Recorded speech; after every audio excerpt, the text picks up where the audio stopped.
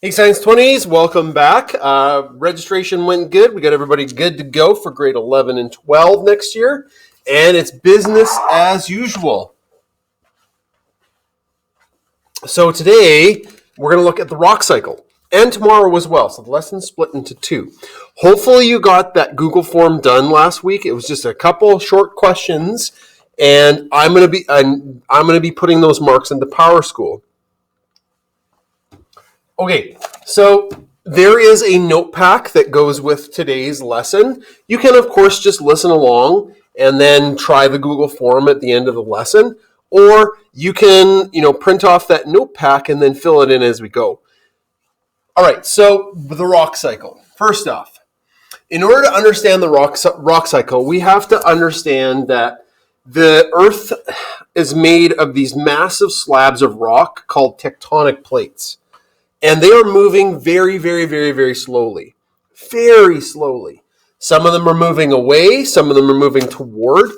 And that causes all of the different continents on Earth over millions and millions of years to shift and change. Now, we can't feel, it's not like we're surfing on a giant block, right? We can't feel this. So they're moving and they're virtually undetectable. So we will live in our whole lives and die, and we will never feel the ground move unless we're in an earthquake.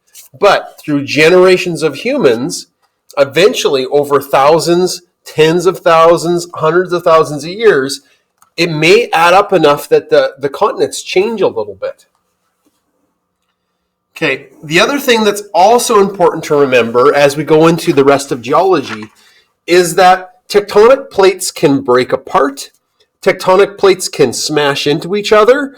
And then as they smash and build up pressure, like a spring, one kind of like slides under the other. And that shaking and splitting causes earthquakes. And we're going to be talking about earthquakes in this unit as well. Okay, last point.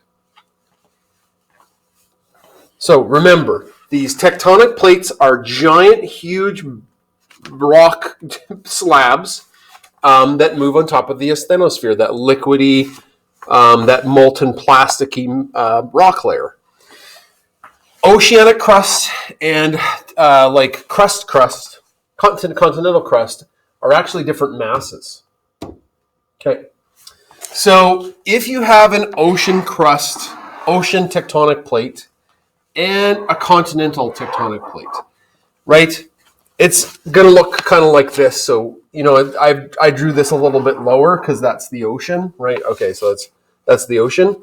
When these meet, if this is the ocean plate and this is the continent plate, the ocean plate is way heavier. It's made of more dense rock, and it's actually going to get pushed under the continental plate.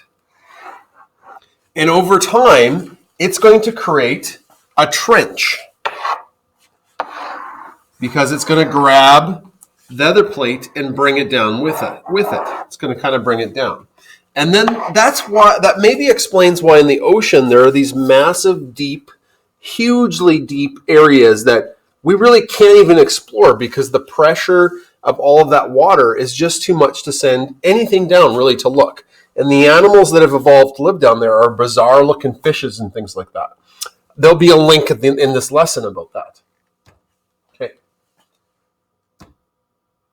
So when plates move and hit each other, there are three different types of things that could happen. Okay. And here they are. So divergent means the plates are moving away from each other.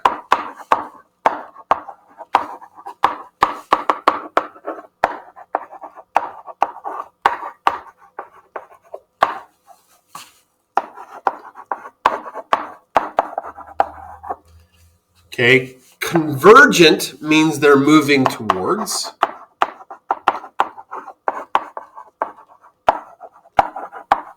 And there's another one called transform, where they're moving side to side.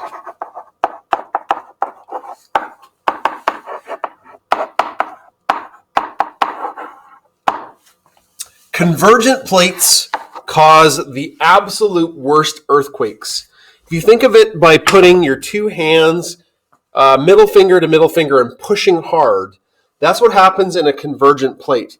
And then one starts to slide under, and then all of a sudden there's a slippage and one of your hands shoots over the other, and that leads to a terrible earthquake. Transforming plates just kind of grind up against one another, and they have little shakety-shakies. Divergent plates have already snapped apart, and they're just booking it away from each other. There is a video in the notes today, in the lesson today, that shows people actually, I think it's in Greenland or Iceland, scuba diving between two plates. There's actually a giant crack that's forming that you can actually go swim in. Very cool. Okay. All right, so if you have divergent plates, you get a ridge. So they're moving away from each other. So it's snapped. You get a little ridge on either side, and then there's like a trough. You can have volcanoes that occur there. If you have convergent plates, so that's moving towards each other, that's where you get that trench. So you have the oceanic crust and the continental crust hitting each other. And then you have transforms. Now, this one says there's earthquakes, but yeah, it's not as bad as the convergent earthquakes. Because you can see here, these ones are pushing against each other. And then usually what happens is one slips. There's like this one slips a bit, and that causes terrible, terrible earthquakes. Okay? We see a lot of this happening in the Pacific Rim. That's why there's so many volcanic activities around there. Okay. All right. So how does this relate to the rock cycle? All right. We'll get that's a good question. I'm asking myself. Okay, so the core of the Earth is that solid bit of metal, but around that it's molten, and then we have the mesosphere, that giant layer of solid rock that's radioactive. Now there's crazy pressure happening and immense energy that's emanating from the core, and that heat from the core melts any kind of rock, and the rock rises. I don't know if anybody has a lava lamp, but if you heat up that goo in your lava lamp, it rises. So hot things are less dense, and they rise to the surface. And rock is like that. Rock is just like lava or hot water that's bubbling. And the more you heat up the rock, the faster it rises. Now, it's cooled at the surface. And then at the surface, it forms crust or oceanic crust. And then that's eventually and cooled into surface rock, which is pushed under. So eventually that crust or that oceanic crust at the top of the Earth gets pushed back down to the core area, and it gets heated up again and rises. So you get this circle of life, but we're talking about rocks. Kind of like how a lava lamp bubbles, cools, and falls again, only to be heated and bubble again. Okay, so the best way to explain this, okay, is with a really quick and terrible picture. So here is the core of the Earth, and it's hot. It's going to heat up rock. Rock rises, okay, rises like magma. It might even shoot out a volcano, which creates an island. Or it could be at the floor of the ocean, like who knows where. That now creates a giant bit of crust, which gets moved around, hits another crust, and gets pushed back down. It goes down, it gets heated back up again, and comes back through the rock cycle.